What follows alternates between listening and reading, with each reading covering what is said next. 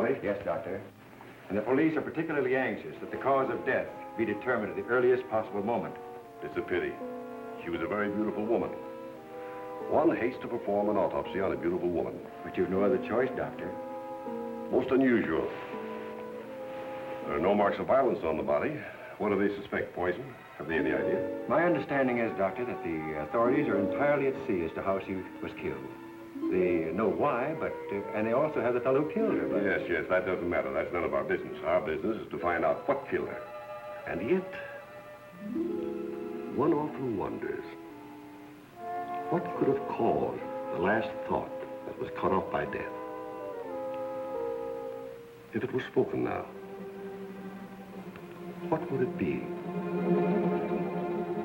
Yes, you're here. You found me at last. But you know what you killed me. I warn you. Don't come another step. No, don't, please. Don't. No, I told you I didn't want the bandage. Why, Laura? Why are you so opposed to the bandage? Does it remind you of something, perhaps? What do you mean? Oh, nothing, Laura, nothing. Now, won't you lie down again and let me complete the examination? You're a sick girl, you know, in a highly nervous condition. I want to know what you meant by saying the bandage reminded me of something. If you don't know, how should I? You don't fool me for a minute, Doctor. I know how you feel about me. Do you, Laura? Then I wish you'd tell me, for I don't know. I don't know how I feel about you at all. You're clever, Doctor. But I'm wise to you and that fool of a son of yours. How long have you been married to Ward now? Too long. And why don't you give him his divorce? He's asked you often enough. I'll give him a divorce when I'm good and ready. I see. I'm not afraid of anything he can do, or you, or anyone else. What's that? Your heart's beating like a trip hammer. I must warn you that this high state of nervous tension... What's that noise?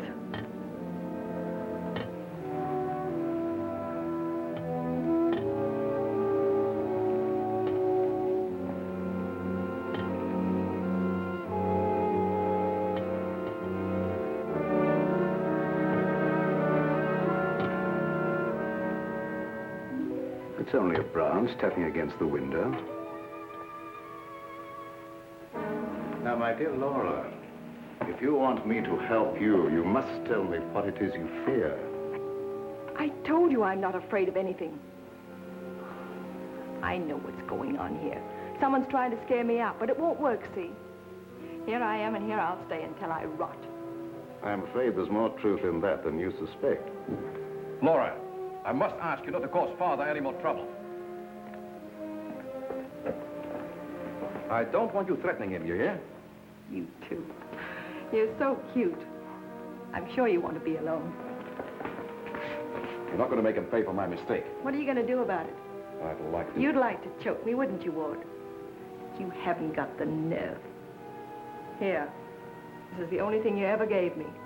You can have it back. She's right.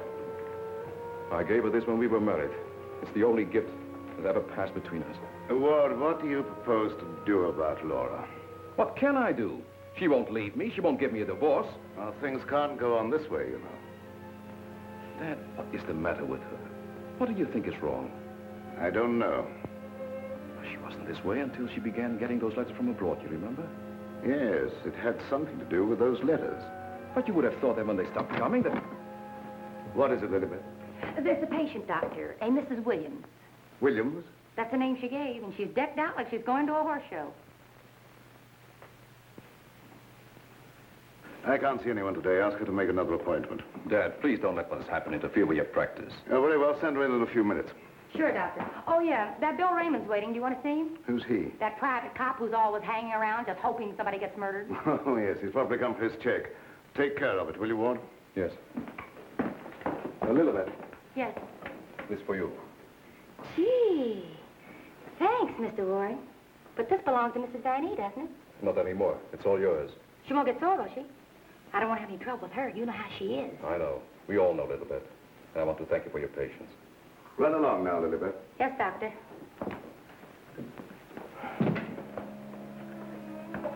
You made a fatal mistake, my boy, in marrying Laura. Yes, I know. But you don't suppose I'm going to stand for it forever, do you?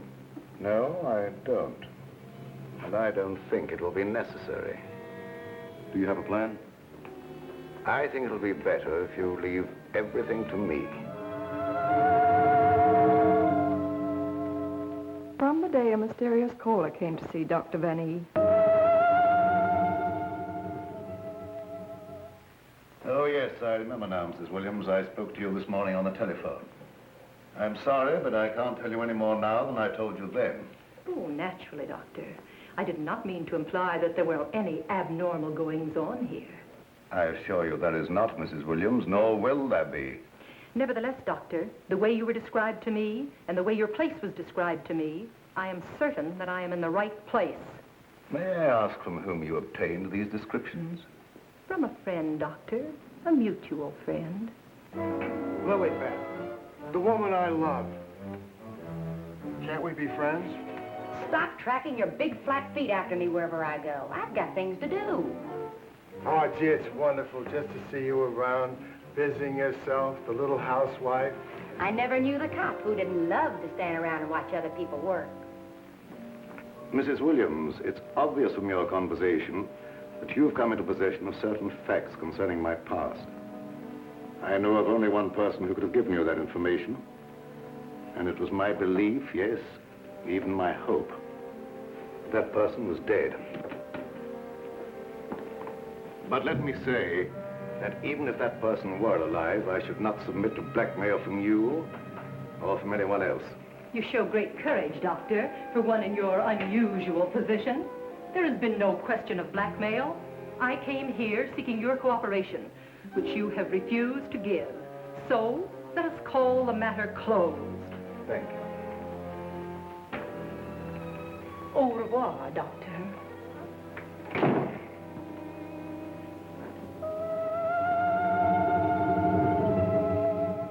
Then came this sinister pair.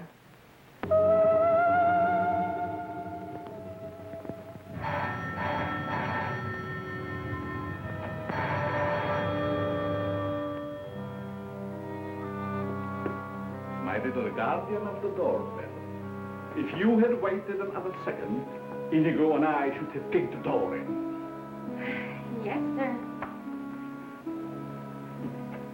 Sir, there is an air of inquiry about you that immediately offends my deepest nature. There's something suggesting Scotland Yard, the French Sûreté, the Italian Carabinieri, the Turkish Polizei, and other minions of the law. Short, sir, I think you're a cop. Yeah, how'd you know? I believe I'm in the home of Dr. Joseph Van E. Yes, sir. I mean, sirs. Oh, do not be polite to Inigo. He's only offended by it. Run along, Inigo. Make yourself at home. We got a nice tree in the yard, but it ain't got no coconuts. Michinata, Tarossin, era üler. Vagy adott éneken, olvizsálgán is. Éple és nem osztó. My little friend Inigo is deaf and dumb. He cannot hear and he cannot speak, but he reads the lips. And I would advise you to say nothing to annoy him. His temper is short, indeed. This, I presume, is Dr. Van E's private office. Yes, sir. But I really should announce you. My dear girl, if I allowed myself to be announced, I doubt I would be received anywhere. I'm sorry, really I am, but the doctor won't see anybody without an appointment. Appointment? I have had an appointment with him these 20 years. He will see me. Doctor, someone's coming! My dear doctor, truthfully can it be said that your house is your castle, protected by your countless slaves? So it is you, Leonard. I was warned you might appear like one of your own illusions out of nowhere. My dear Joseph, you have not changed a bit. Have you met my friend, Mr. Raymond? Raymond? Oh, Raymond. No doubt a relative of the great magician of the same name. Mr. Raymond is our private patrol officer. He keeps an eye on the premises for us. And other comings and goings. A very good idea, my dear Joseph. To have a private bodyguard at your beck and call. Well, you fellas are old friends, I can see that. Oh, yes. Old friends. Well, then maybe you'd like to be alone to talk over old times. A very good suggestion. Thank you, Mr. Raymond. I won't be far away, Doc. Well, so long, Mr. Leonide. Don't pull any more little men out of your hat. Well, Leonard, what brings you to me after all this time? The long arm of coincidence, my dear Joseph. Simply the long arm of coincidence. Aren't you glad to see me again? No, I can't say that I am. You with your foreign background and I, what have we two in common? Always truthful, Cousin Joseph. As when we were young men. You might have said no and saved your career. But you prefer to tell the truth and ruin yourself. What do you want here, Leonard? A few days' hospitality, my dear Joseph. Nothing more. Is that too much for one cousin to ask of another? Remember, we agreed not to think of each other as cousins again, Leonard. Bygones, my dear Joseph. And I am willing to forget. And I suggest that you do the same. You've grown older, Leonard, but there may be something in what you say. I don't want to hold a grudge. But don't do anything that will make me regret my action. You have my promise. Now, if you will show me to my room. Oh, I should say, I have a traveling companion from whom I am inseparable. Who? Inigo, a dwarf, one of the little men. He became very much attached to me when he lost his master. You do not object? What good would that do? How true. Very well. You may have the room next to my daughter-in-law. I know you like that. Oh, yes. The lady, who I am told has an utmost horror of having your eyes blindfolded. A phobia of most interesting origin, I dare say. Something to think about. That night, my husband questioned Leonard about my past.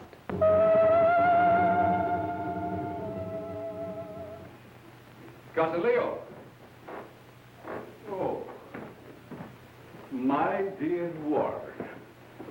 How flattering that you remember me. Well, how could I ever forget you? What are you doing here? A chance visit, my boy. I wanted to see the old homestead again. You've seen Father? Yes, and he received me with open arms, in a manner of speaking. I don't mind telling you, you came at a very bad time. We're having some trouble. My boy, Trouble and I are like this. I presume you refer to the charming lady in the room next to mine, your wife, I believe. Yes, Laura. I haven't met her, but I'm looking forward to the pleasure. I'd like to talk to you for a moment. All right. Perhaps you can help us. By doing what, my boy? You've been everywhere. You were caught in Europe during the war. I'd like to show you something. You may be just the person I'm looking for. If I can be of any service. Did you ever hear of a dance team called Renee and Lorette? I don't think so, my boy. And then again, There must have been such a team. Look. Renee and Lorette, the dance of the green mask in the green room in Paris. The green room. Yes? Oh, the face of the man does seem slightly familiar. May I ask, where you got this photograph? The maid, Lilibet, found it in Laura's room and turned it over to me. Oh, well, my boy, I'm afraid I can't help you. I played the green room on several occasions, but never with these people. In fact, I don't seem to remember them at all. And I appeared in many clubs during the occupation. I'm sure the girl behind the green mask in this picture is Laura. How can you be sure? Who can ever be sure what's behind the mask? If the people in this photograph could suddenly come to life. I'd like to know who the man is. It can be anyone, my friend. Anyone. In this makeup, it might be even I. I wish you wouldn't joke about it. This is very serious. Of course. But let us say you found out who the man in the photograph is. What then? I have an idea that if the man in this picture were to show up, I'd find out I wasn't married to Laura at all. Think over what I've asked you. It'll be to your advantage. Certainly, my boy. I will give it every consideration. And perhaps something will occur. Who knows? Don't you want to leave the photograph with me for my further study? It might be the very incentive that my memory needs. No, thanks. I'll keep it. As you wish.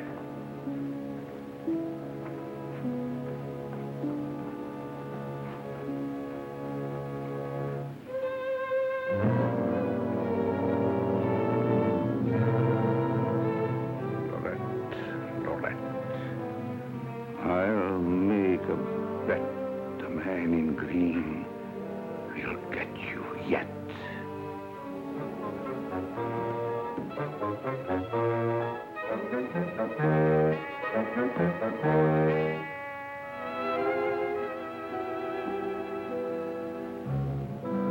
Here you go.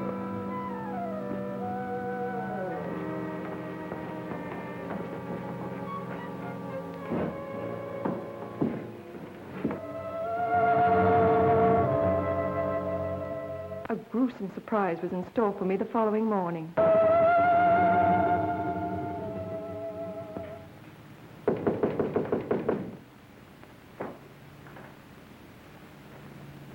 Who is it? It's me, ma'am. What do you want? The afternoon mail. You wanted to know when it arrived. Was there anything for me? Yes, ma'am. Put it under the door. I can't. It's a package.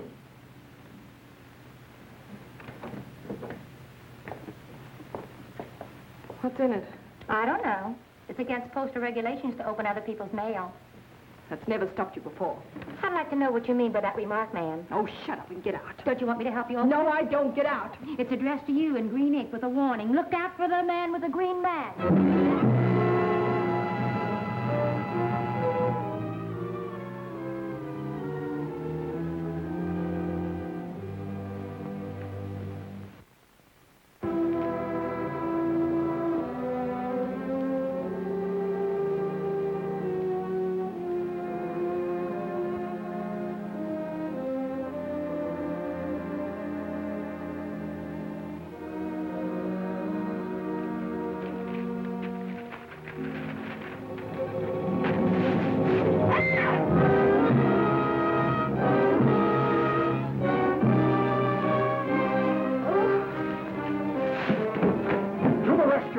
Who done it? Which way did he go? Get out.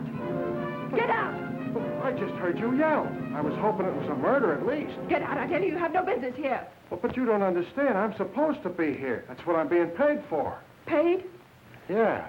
You see, I'm Bill Raymond, private cop in this neck of the woods. I was hoping we'd have a little murder or something happen around here so as I could solve it and get my old job back at Sentinel Homicide. Nothing personal, of course. Who told you to say these things to me? Well, nobody said nothing to me. I was just waiting around outside to see Dr. Van Nee, and I heard you yell. So you're a friend of that crazy doctor and his son. Crazy? I wouldn't exactly say that, ma'am. The doc's a pretty good egg. You wouldn't want anyone to say you was crazy, even if you... You can go back and tell him I'm not afraid of being murdered by you or them or anyone else. No, I don't guess you are, ma'am. Still and all, if you was to get murdered and I was to find out who done it, it'd be kind of a break for me. Baton, beast of kosher. I wouldn't say that to you, lady, even if I knew what it meant. Now will you get out? All right. I can take a hint. Nice little bedroom companion you've got there. Get out. I'll go, but don't think I'll come running next time you yell. I'll know it's a fake.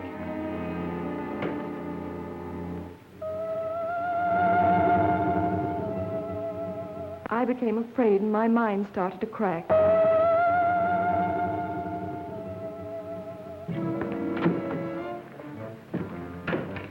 Lilybeth, my melancholy baby, where are you? Where'd you get that box? I don't know what you're talking about. You lying little snoop going through my things. What'd you do with the picture? Where is it? I didn't see it. That's the last time you put your hands on me. I'll give you one more chance, and then I told you I don't know what the picture is, and I don't know what you're talking about. It's been you all the time going through my things, opening my mail, rapping on my door at night. Now you're blaming me. I've never touched anything of yours. You've got my robe on now. Where'd you get that? I was just trying it on. Mr. Ward gave it to me. He said you didn't want it anymore. I'll tell you when there's something I don't want. Oh, shut up. It's only a dummy. A dummy? Where'd you get that thing? I suppose you're going to tell me you don't know anything about that either. Oh, I bet it was in the box. In the box I brought up for you, that's what. There were no stamps on it. How did it get in the mail? I don't know. The doorbell rang, and I thought it was a mailman. I opened the door, and it was sitting there on the stoop. You're lying. No, I'm not. I don't mind telling a lie now and then, but I'm not lying now, honest. You're trying to scare me out. I'm not leaving. No, but I am. You come here. You and Mr. Ward are pretty thick, aren't you? Thick? Yes, thick like your head. He's fallen in love with someone else. Who is she? I don't know. It's not me. I know it isn't you. I know all the signs. He's fallen in love with some simple-faced man. There's always a way to get even with them. I've got to find that picture. Otherwise, they won't know what he looks like. I've got to send it to the police. He won't dare touch me. Who do you mean, the man in the picture? Have you seen him? Maybe I have, and maybe I haven't. Maybe I saw him go behind the thicket, or through the wall, or under the house. He's here in the house? Yes. I let him in. I let him in. He was waiting outside to get you, Miss Laval. Miss Laval. There's nothing safe from your prying eyes, is there? You think you know everything, don't you? I know why you're afraid, and I know what you've done. No, I'm not so thick. I'm not as thick as you think I am, Miss Laval. That head's supposed to be you, kind of a calling card. I'll remind you that... Why, you...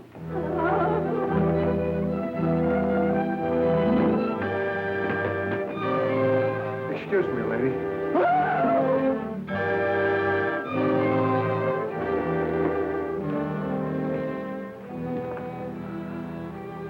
Oh, I'm afraid. I'm afraid. Where are you hiding?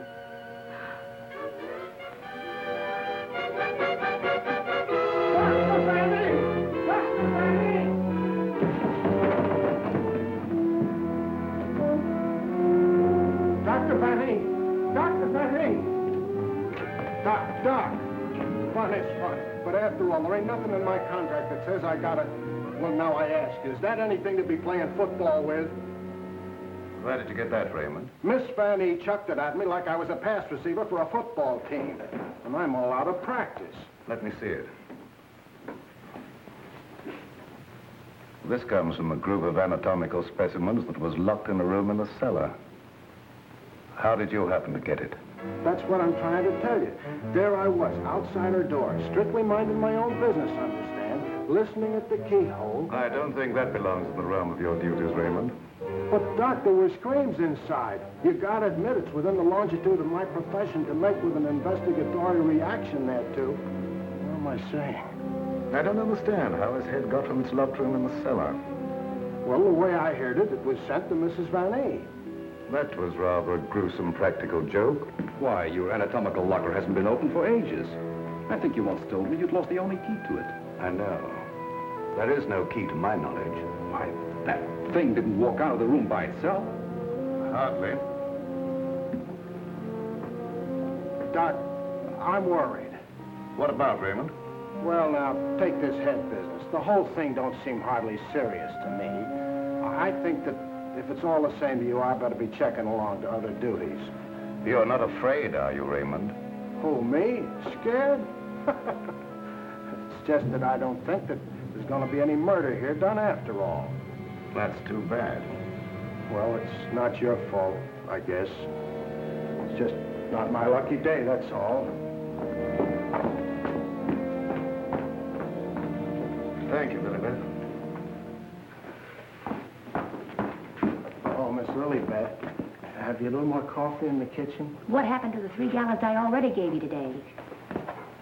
Lilibet, what you need is a good, strong, steady man. Who is always hanging around, tracking up my floors and things. What's that on your shoe? Looks like cobwebs from out of the cellar. What were you doing in the basement? It could have been the attic. Bill Raymond, you're holding out on me. What are you up to? Up to? Yes. Who asked you to go poking around in the cellar? It was in performance of my duty. What duty? What did you find? Absolutely nothing. That's what makes me so disgusted. Too bad about you. You know, Lilibet, I think somebody around here is just kidding. They don't mean business at all. Why don't you just wait around and see? Say, if you got any inside dope, I wish you'd tip me off. If I'm ever going to get back to Central and prove I'm a good detective, I got to have some clues.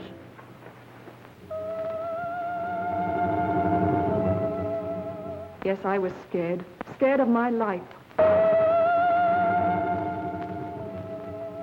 I expected big things of that ghoulish-looking guy, but he ain't delivered neither. I should say, in a way, you were entitled to expect big things from him. Leo was once confined in this house when it was an institution for the insane.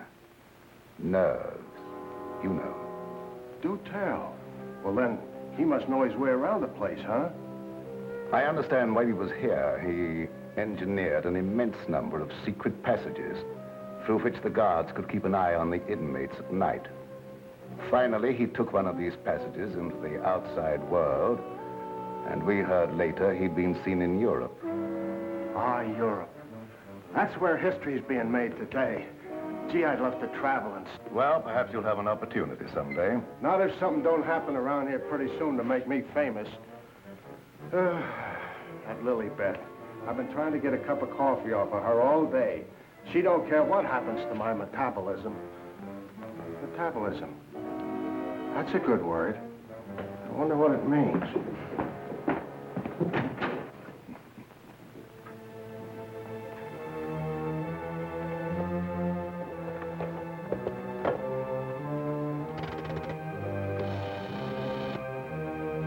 Operator, I want the police right away.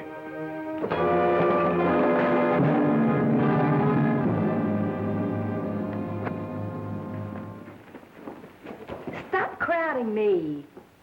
But, hon, don't you want me around to protect you? That indigo guy might... Yes, but who's going to protect me from you? Lilibet. My wild Irish rose. I just live for the day when I can take you out of all this. When I can slave and get you the luxuries in life.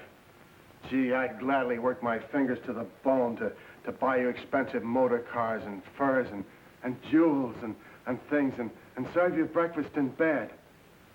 What's the matter with me? Am I crazy? Yes, and I'd hate to hang by my neck until you got me all those things. Yeah, you might get a little blue in the face. Still and all I gotta do is to find myself one slightly murdered body, and I'm in. Stop looking at me. Oh, Lilibet, sometimes I think I'm not getting anywheres with you. What do you think? I think you've got a good idea there. All right, all right. You'll be sorry someday when you see my picture in the paper. Wait and see. Hey, Lilibet, why don't you answer the doorbell? Maybe that indigo guy wants in.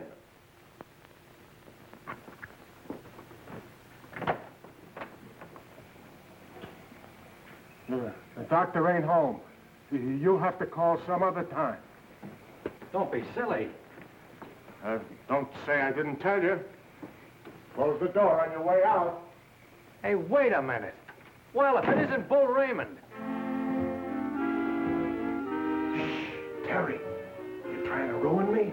Ruin him. Come here, Bull. Meet Miss Cornell. How do you do, I'm sure. Likewise. How do you happen to be out with him? Cute, darling, don't you think? Flat at both ends, head and feet. You've heard me speak of him. Bull Raymond. Bill Raymond, if you please. Mr. Terry Lee, you so-called reporter. How do you happen to be out with a dish like this? Jane Cornell. Good for dull days in a man's life. Mr. Raymond. Oh, yeah, I remember. Terry told me about the time you shot at the dressmaker's dummy. Huh? Yeah, he said you closed in on what you thought was a murderer, but it turned out to be the dressmaker's dummy, and you shot it full of holes while the real murderer got away. My pal. So this is where you've been hiding after they kicked you out for that fiasco, huh? Bull, Bill, I mean? What are you doing here? Can't a man rehabilitate himself in peace? Here I come, looking for an honest crime around here so I can solve it and get myself back to Central. And you come along and... Where's the body, Bull? Bill? There ain't no body. That's the trouble. No, let's keep it friendly. Friendly? What do you mean? Let's have it. Who killed who and why? Are you kidding? Did somebody get knocked off around here? Look, I don't like to be kidded either. Where is it hidden, Sherlock? Oh, Terry, you've been on the police beat so long that... Now, listen, Bill, you know me well enough to know I wouldn't come out here just for the ride. Not when I could be, It just so happens there was a call to the police. Came from out here. And I happened to be there when it came through. Miss Cornell happens to be the operator. So she tipped me off. Told me the line had gone dead. So I smelled the story, and here I am for an exclusive. You see what I mean? What's in that? Well, that's the doctor's consulting room, but there ain't nobody in there. I've been standing here for quite a spell. Open it up. Let's take a look. That's funny. The lights in here ain't almost never out. In you go. Never do that. I could get killed that way. Is that bad? Oh, so nothing's happened around here, huh? It's busted.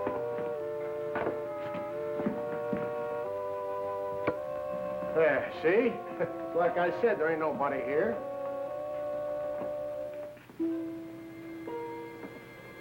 Hey, cut it out, will you? You're making me dizzy. Well, sure, somebody stumbled over it and pulled it out of the wall. Could happen anywhere.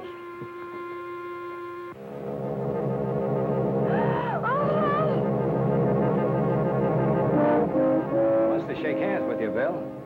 Step right up. Not me. You seen it first.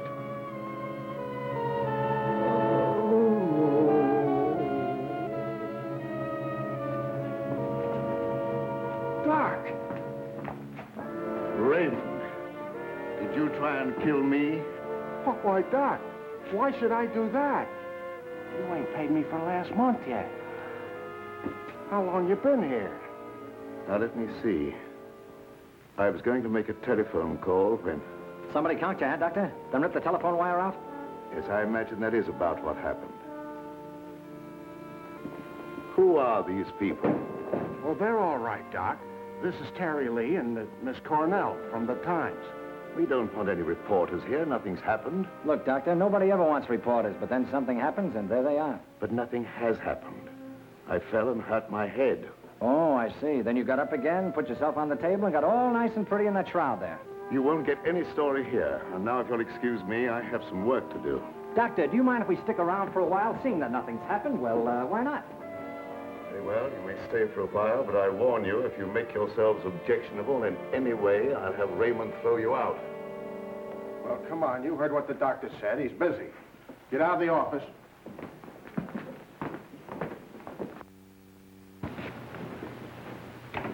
Probably a pretty nice guy, caught in a tough spot. That's the way I see it. You wouldn't want me to tell him you got kicked out of homicide, would you, Bill, old boy? Oh, Terry, you're my pal. You know that, don't you? Would I kick you out? You would if you could, Bill. Now, why can't we have a little talk, quiet-like? Well, if you just follow me in the parlor over here. Oh, me too, darling, me too. Darling knows everything about everyone, and that's how I learned. Good tell. I just sit at his feet and listen. Yeah? Baby, I'm going to miss you an awful lot when I grow tired of you. Now, remember, you're just going to listen. Well, of course, darling. What else do I do when I'm with you? Sit down. Now, as I remember it, there was a singer at the Click Club who called herself Laura Laval. Didn't she marry young Ward Vanny a couple of years ago? I don't know nothing about it. Oh, yes, you do. It was just about the same time that you had that affair with the dressmaker's dummy. Oh, yeah. Yeah, now I remember, Terry. You're right. She was down to the Click Club, and it was her that married Ward. Wasn't that on a bet of some kind? Well, there was a party going on, and somebody dared Ward to ask the singer to marry him, and he thought at the time it was a good gag, and he went along with it. That's right. He got pretty high and then popped the question at her. How romantic. I just love that. Hush, dear. Listen. Oh. Well, that's how it happened anyway. Ward woke up the next morning and found himself married solid. He'd asked her, and she'd snapped him up. Oh, and they lived snappily ever after. I don't care. I think it was sweet. Darling, couldn't I get you high sometime? Sweetheart, have you ever heard the old saying about little girls? What's that? Little girls should be seen and not heard. Now go on, powder your nose. All right. I think I'll be shoving along, too. Now, wait a minute. We're just getting started. We were talking about a singer who called herself Laura Laval. Pushed her way into this house for good reasons of her own. Gentlemen, I beg your pardon. I must tell you frankly, I have been eavesdropping. Professor Leonard, this is a reunion. My boy, you must forgive me. You seem to remember me, but I do not recollect you. When was it? What was it? Oh, Professor, it was a long time ago, and I was a kid up in the balcony in Albany. Yes? When you brought down the house with great feats of legerdemain. Oh. You remember, Professor? That was the night that the box office receipts disappeared, just like magic. Part of the act, my boy. Just a part of the act. It's a pleasure to meet one of my youthful admirers. Terry Lee of the Central City Times. Oh, the press? Well, it's nice to have known you. Wait a minute, Professor. What's your hurry? Are you afraid I might bring up the subject of those certain unfortunate recent connections of yours? Shut in the dark, my boy, I'm sure. And I will ignore it. Of course. And this young lady, no doubt a companion of yours. Jane Cornell, my fiancée. Delighted. Likewise, I'm sure. Delightful. And I would suggest to take very good care of her. Mr. Lee? Oh, I haven't had a chance to talk to him yet, Mrs. Van E. Never mind, I'll tell her myself. Darling, I met her upstairs, and I told her all about you, and that you know everything about everyone. Thank you very much, dear. Welcome to your living room, Mrs. Van E. Thank you, but it isn't my living room. I understand you're not unaware of my position in this house. Well, maybe you can tell us about it. I'm being kept a prisoner here against my will. I'm alone and friendless. I'm sorry. Why haven't you called the police? They've done nothing but to call for the police. They have kept me penniless so that I can't leave. I understand. They're trying to destroy my mind, Mr. Lee. By innuendo and indirection, they're trying to make me believe I've done something dreadful in the past. That I'm to be the victim of some horrible vengeance. You know best about that. I'm innocent, Mr. Lee. I've done nothing. Now, this doctor's brought some stranger here with these tricks and illusions to further make me You believe... mean the professor and his little, Yes. You must help me, Mr. Lee. Laura, it's so good to see you downstairs again after all these days being locked in your room. You know perfectly well why I've remained locked in my room. Ward, this is Mr. Lee of the Times, the gentleman I told you about upstairs. Oh, yes. Look here, Mr. Lee. We don't want any more of that front-page splash stuff, such as I got when I married Laura. Your wife's been telling us that she's being kept here under constant threat. She's out of her mind. See what I mean, Mr. Lee? They don't overlook a single chance to put it in my head that I'm crazy. Perhaps I can explain, Mr. Lee. We don't believe there's anything wrong with Laura now. But we are sure something will happen to her mind if she continues to live under this strain. It's just as I told you, they're behind it. Can't I make that clear to you? They spend all their time trying to terrify me.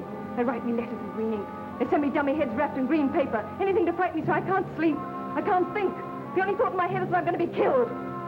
These are very serious charges, gentlemen. And I might say it'd make a perfect front-page splash. Lee, if you dare print a word about those ravings of my wife... Don't do anything to make me think they aren't ravings, Mr. Van E.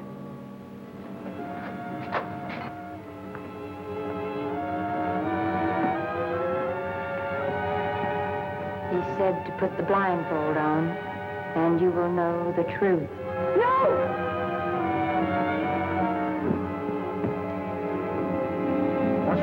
Doc. Quiet, Raymond. You don't mean that she's... Dead, Raymond.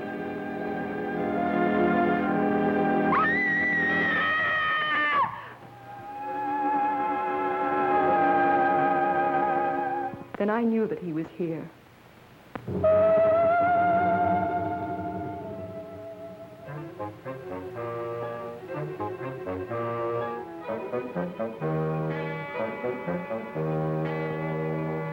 She's coming out of it, but she's in an advanced state of shock.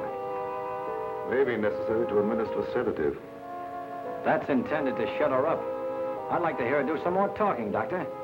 If her mind is allowed to dwell upon what's happened, that may be the breaking point. Well, you've got all the answers. Look here, Lee, I don't like your tone. If you have any insinuations to make them to me. Okay, I will. Suppose you and I talk this over downstairs. I don't recognize your right to question me. However, if it'll make you leave Father alone...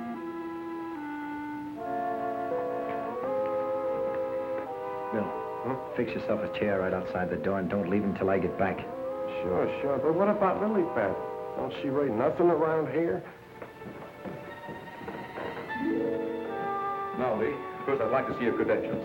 You bust in here saying you're a reporter. That's the old turn the tables gag, Vanny, but if it'll make you any happier, take a look. All right, you're a reporter. But I still don't understand how you and the young lady got the news about our troubles. Do you really believe that story, Lee? Do you, in your right senses, really believe that we are keeping Laura a prisoner here? That's what the lady says. She said that... Nonsense. Nothing would please me more than if she got out. Look, I don't get any of this stuff, Vanny, but there's a tricky deal going on around here, and I intend to sit in on it. Too bad I can't flash the city desk to make ready for a front-page replay. Yes, isn't it? Either your wife is the victim of a well-plotted program of persecution calculated to drive her insane, or she's the witch you say she is. You're the fellow with the nose for news. What does it tell you? It tells me that right now I'd like to know where your disappearing relative is.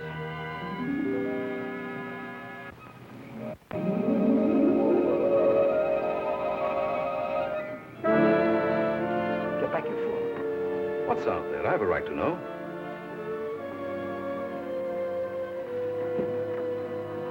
Don't see anything. What was it? It isn't possible. It isn't possible, of course. What do you see out there, Lee? I've had enough of this. Come on. Are you nervous, Miss Cornell? Oh, no. I think it's very exciting.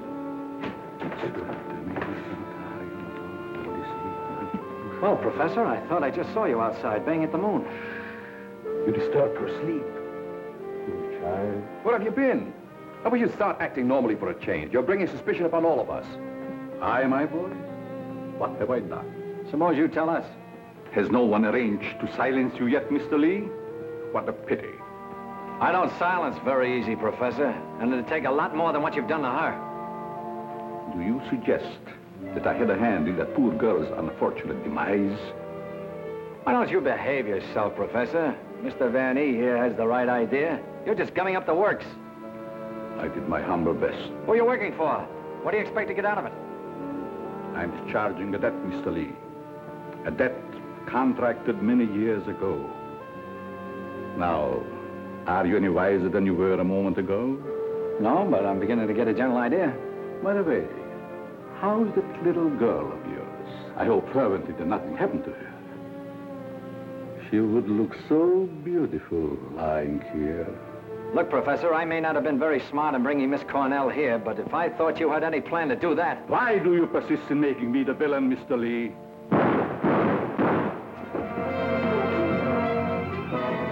Now we will let you be the witness, Mr. Lee.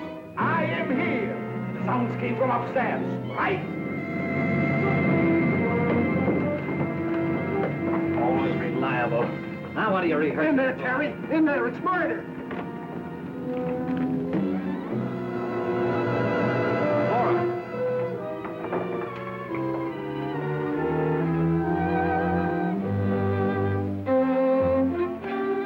Jenny, wake up! Wake up! Oh, Terry. Tell me, what happened? Oh, Terry, darling. Let me think. Everything went black and... Yes? Then it started to talk. What started to talk? I don't know. That thing. Now, look, let's get back to the beginning. I left you here with Dr. Van E. Yeah, and then he gave Mrs. Vanny a shot with a long needle. Never mind that. All right. Then he said, would I sit with Mrs. Vanny? Okay. Where is she now? Who? Mrs. Van E. Where did she go? That's just what I asked you, Janie. Well, she was right here. Then Dr. Vanny went out. Then what happened? Well, then Bill Raymond came in. Oh, that's great. The two of you in the same room at the same time. How did you communicate with each other? Sign language? Oh, I don't care. All you do is make fun of me. I didn't ask to come to this, whatever it is. Oh, yes, you did, dear. Don't you remember? You said you wanted to see what the life of a reporter was like. Don't forget, Mr. Lee, one must not expect too much of certain types of mentality. Shut up, Bill Raymond. I remember you when you couldn't even make your X. Oh, I want to go home. We can't go home, darling. We've got to get a story. Why? You don't understand. Yes, I do. Why do we have to get the story? Who cares? She's got you there. All right. Now, you tell me, what happened to you? Me? Oh, well, you said to stay outside the door, and I pulled up a chair. That's right. She was inside the door and you were outside.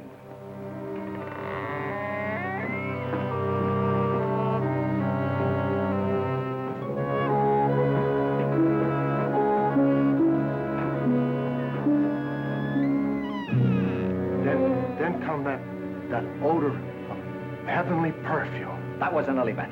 It was sweet and penetrating, like an ancient drug. And I felt kind of sleepy-like. Oh, so sleepy.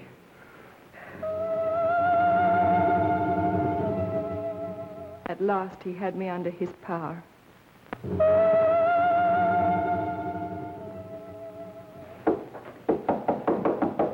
There must be a button or a gadget of some kind around here. 2 o'clock, almost deadline for the 9 o'clock final. Oh, Terry, what makes you think there's anything behind them walls? I've got a sneaking suspicion that the professor uses them for a disappearing act. I wish Lilybeth was here to make me a cup of coffee. Well, she's right over in the doctor's office. Why don't you ask her? Poor Lilybeth. I kind of hinted that all I needed was a murdered body, but I didn't think she'd take it personal. Will you stay with those walls? I've been around them 3 times, Terry. The thing I can't understand, if the professor was down here when the trouble was going on upstairs, he just had to be 2 different guys in order to have a hand in it. Oh, Terry, let's figure it out in the morning, huh?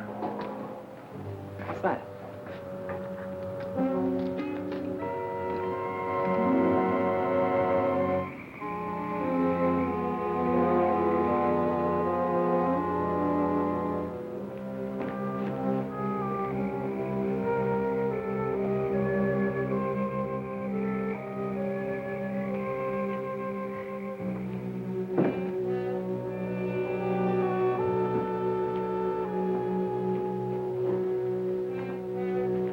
Wake up.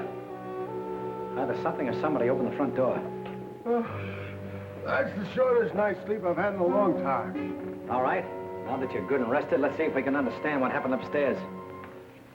Well, do you think it had something to do with that picture, maybe, that Lilybeth found in Mrs. Van E's room? What picture? Or the one with the couple with the 2 masks, you know, like we found, like that mask. Who has the picture now? Well, young Van E, I guess. That's the point. Where has Mr. Van E been since his wife's disappearance? Well, him and his old man are sleeping, but I guess they got some sense. Oh, no. I've already checked that, and they haven't slept in their beds tonight. Wake up! I refuse to answer on the grounds that my tend to incriminate or degrade me. My unconscious mind. Now, look, Bill, please stay awake for a while. Now, look, tell me, what happened when you smelled that sweet odor in the hall upstairs? No, it smelled lovely. Lovely, that's all I can remember. And Dr. Van E had already left Laura's room, is that right? Yeah, he'd gone out, and he said goodnight, and he had given her some sedative or something that he said would take care of her till morning, and then he went down the hall to his own room. And then you fell asleep? Yeah, no, I just kind of dozed off a little. Like this. Here's your coffee, sir. Terry, that's a dirty trick. Stay on the other side of that window. What for? Take a look. I'm looking. What do you see? Lily Beth! Gee, this ain't natural. Who are you talking to? The woman I loved. Poor little angel. Try and speak to me. She can't hear you.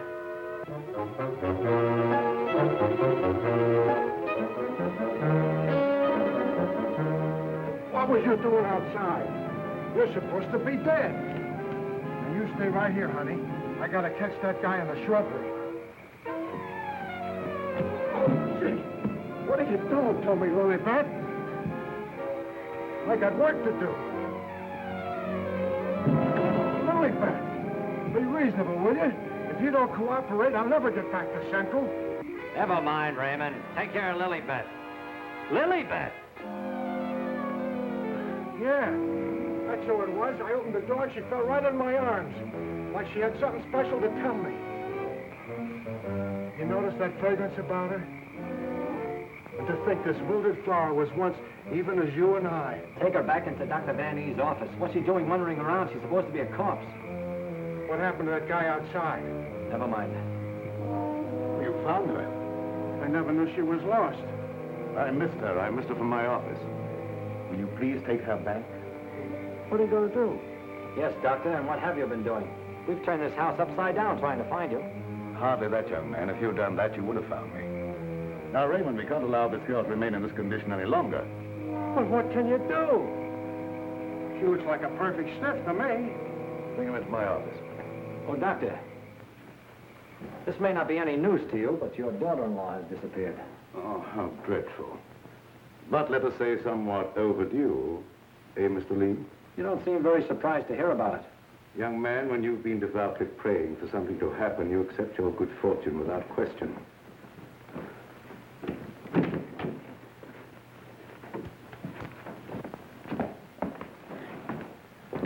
We thought that probably you might be able to throw some light on the subject. That's right, Raymond. Leave her there. There's absolutely nothing wrong with her. Huh? And you mean I've been pining away for nothing? She was put in a deep hypnotic sleep, that's all. But why? Why, Doc? Who done it? It was done so that she would obey certain orders that were transmitted to her. If that's true, then why did you declare her dead? I had my own good reasons. Would you give me one reason why you like to go around getting hit on the head? That must become a little monotonous. Mr. Lee, are you sure that you saw what you thought you saw? Well, I'm not blind. I might be getting a little dizzy in this madhouse.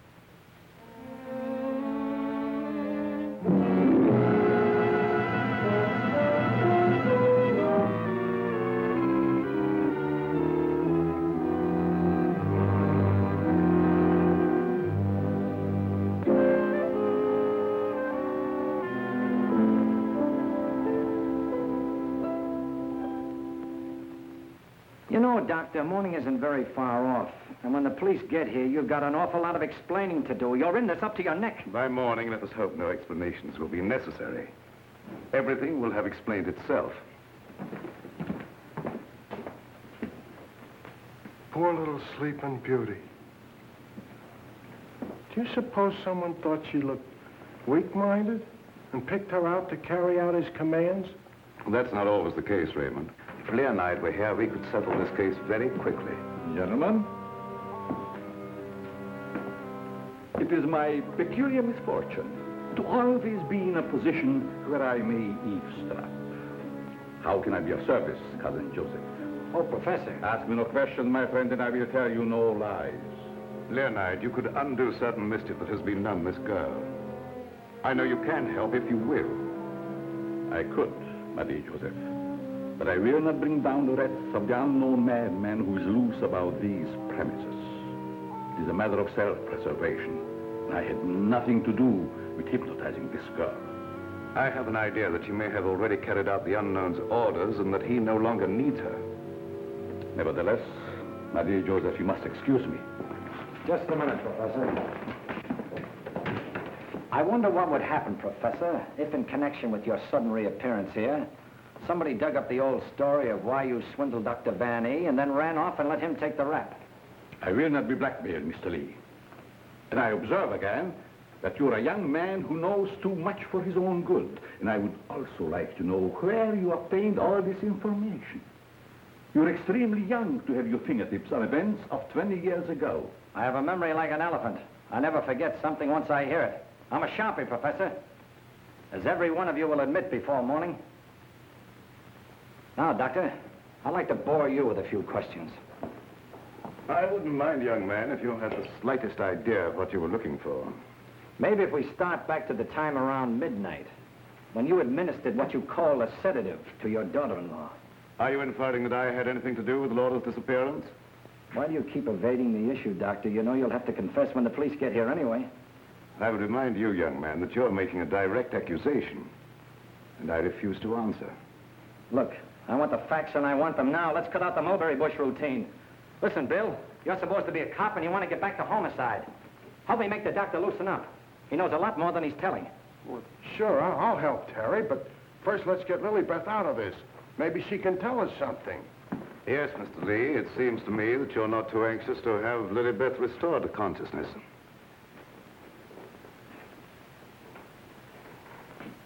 What do you hear, Doc? Her heart's in a very depressed condition. Someone's been giving her orders by mental telepathy. Hey, could I learn to do that? Supposing Lilybeth was in the kitchen, could I telegraph her a wish for a cup of coffee, huh? Perhaps, Raymond, someday when we have a little time, I'll indicate the principles of hypnosis to her. My dear Joseph, the principle of hypnosis isn't as simple as you would make them believe. It requires a long and patient study. But I will risk the rest of the unknown. For I see you truly love this child. And for your sake, I shall use my knowledge. Oh, gee, thanks, Professor. You're solid.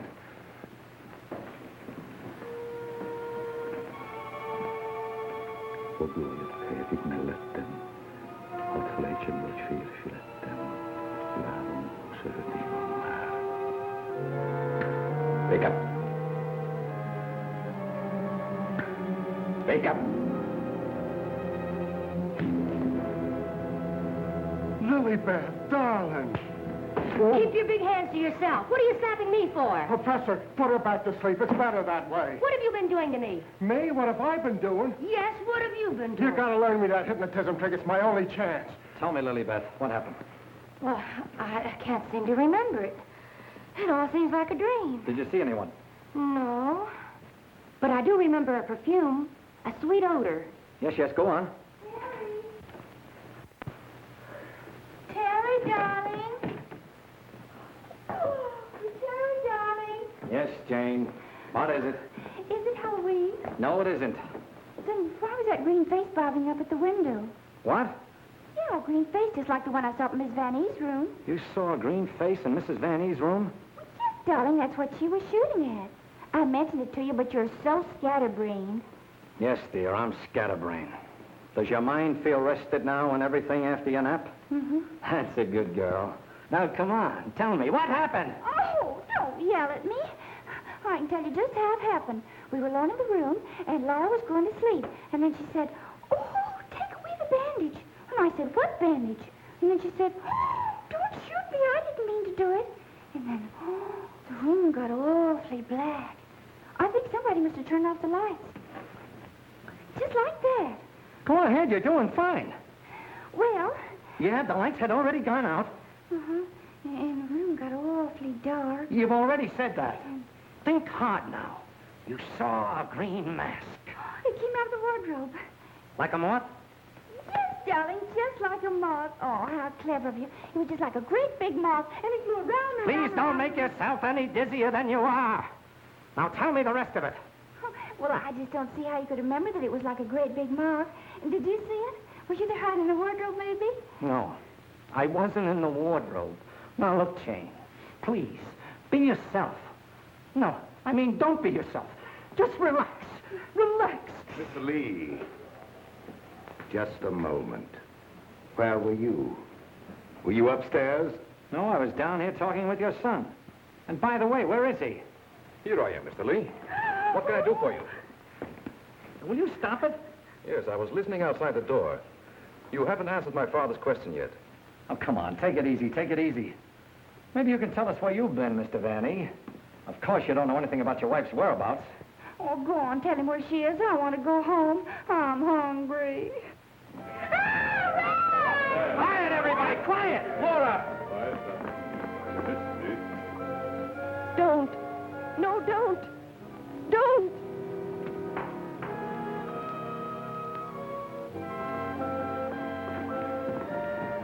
Laura! She's under a hypnotic spell. Ladies and gentlemen, it has been an exciting night, and you all are deserving of some explanation and relaxation for the strange goings-on. The guy who's doing the talking is behind the wall somewheres. Now you're getting smart, Sherlock. We introduce at this time the team of Lorette and Renee as they appeared at the height of their success in the green room of the Paris Creole. Sure, the mask, the picture. Mademoiselle Lorette. Now I know who he is. Mademoiselle Lorette will now put a bandage over her eyes, the better to see the inner truth. Very good, Renee. Very good. Just like the old time. Would any member of the audience like to ask Mademoiselle a question? Come, Mr. Lee. You have been so full of questions up to now. I'm thinking, brother. We cannot keep Mademoiselle too long in this delicate mental balance. She has been under a great strain lately. Then I will ask the questions myself. Yes, Rennie, I'm at your command. Are you afraid now? No, I'm quite safe. Will you tell the truth? Yes. They came to me and said your partner, he of the magic feats and rare impersonations, is a spy. But we can't prove it. We will give you 1,000,000 francs if you, Lorette, bring us that proof. Now we shall know. You gave them the proof they wanted? Yes. They took him away to be killed? Yes. What was he to you, this man you betrayed? This man you sold to the enemy for money? He was my husband. When they told you he was to be executed, you sent this man a gift for his last moment before the firing squad. What was it? It was a green scarf for his eyes. Like the one you're wearing now? Yes. Why did you send it? It was my scarf. I wanted him to know I had betrayed him because I hated him. He was good and kind, but I hated him for the power he had over me. I see. That is your only defense. You hated. You thought they shot him. You escaped to America. You thought you were safe. Then you found out he was alive and wanted revenge. Thank you, Mademoiselle Lorette. You may remove the bandage now. What do you see on the cloth, Mademoiselle? There's a hole in it. Yes. What else, Lorette? What else? There's blood on it. There's blood. I have come back. I am here. And I will have my revenge. No! No, don't touch me! Outside, under the window, you know where.